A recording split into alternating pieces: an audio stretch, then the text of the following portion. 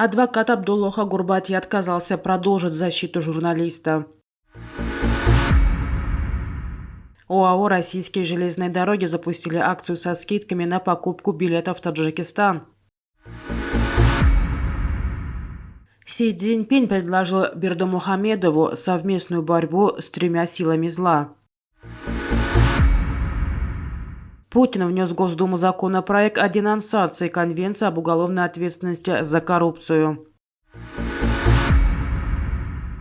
В странах Центральной Азии ожидаются аномальные холода. Абдурахман Шарипов, нанятый независимым Центром защиты прав человека и защищавший Абдуллоха Гурбати, отказался продолжить предоставление юридической помощи находящемуся в заключении таджикскому журналисту. Об этом информагентству «Азия Плюс» подтвердили родственники Абдуллоха Гурбати и сказали, что намерены обжаловать приговор Шохмансурского районного суда в вышестоящих инстанциях, однако защитник заявил, что ничем больше не может помочь. Адвокат Абдурахман Шарипов сказал родным журналиста, что в рамках проекта оказывал Гурбати адвокатскую услугу бесплатно, и после завершения проекта он не имеет такой возможности.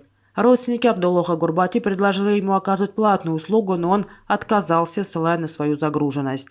Абдурахман Шарипов ранее отказался от защиты другого осужденного таджикского журналиста Далера Имамали, заявив, что его родственники наняли отдельного адвоката. С 2 января ОАО «Российские железные дороги» запустили скидку на покупку билетов для пассажиров, следующих в Таджикистан.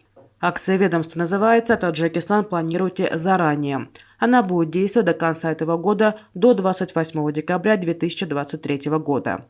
Скидки варьируются от 5 до 35% в зависимости от типа вагонов и дня отправки. Каждую неделю из Таджикистана в Россию идут поезда по 3 маршрутам – Душанбе-Волгоград, Худжанд-Волгоград и Куляб-Волгоград.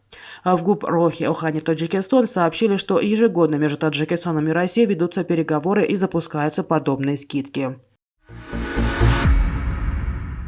Председатель Китая Си Цзиньпинь провел 6 января переговоры с президентом Туркменистана Сердаром Бердымухамедовым, прибывшим в Пекин с государственным визитом. Главными темами встречи стали экономические отношения и безопасность двух стран.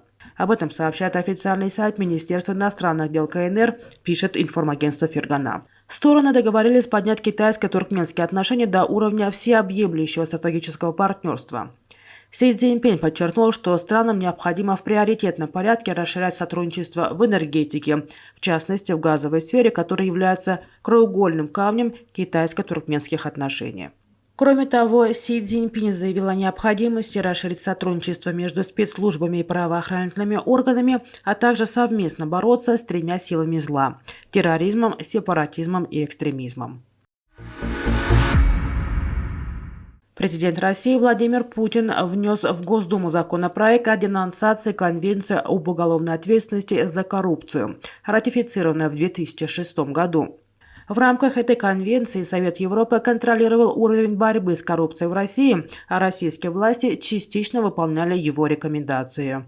В пояснительной записке говорится, что участие в конвенции прекращается в целях недопущения дискриминационного отношения к Российской Федерации в ГРЕКО, группе государств по борьбе с коррупцией.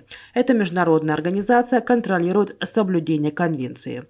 В марте 2022 года Совет Европы лишил Россию права голоса в этой организации, но отметил, что ГРЕКО может продолжать оценивать эффективность российских мер по борьбе с коррупцией.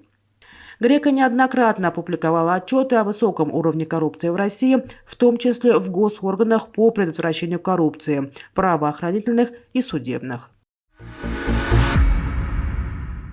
В предстоящих несколько дней в странах Центральной Азии ожидается аномальная холода, об этом сообщает Метеожурнал. В Казахстане 10 января в ночные часы мороза в северных, западных и центральных районах до минус 30-35.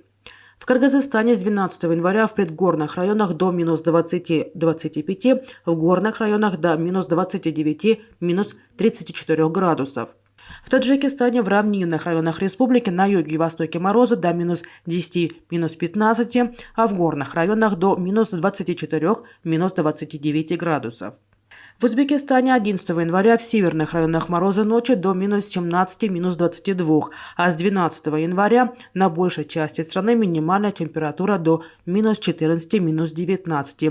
Местами в горных, предгорных районах до минус 19, минус 24, на севере до минус 20 и ниже. В Афганистане в горных районах с 12 января в ночные часы минус 25, минус 30, в равнинных районах страны на юге до минус 10, минус 15, на севере до минус 12, минус 17. В Туркменистане 11 января на севере страны до минус 15, минус 20, 12 января минус 17, минус 22, на юге и востоке минус 18, минус 23. На остальной территории преобладающая минимальная температура минус 12, минус 17 градусов.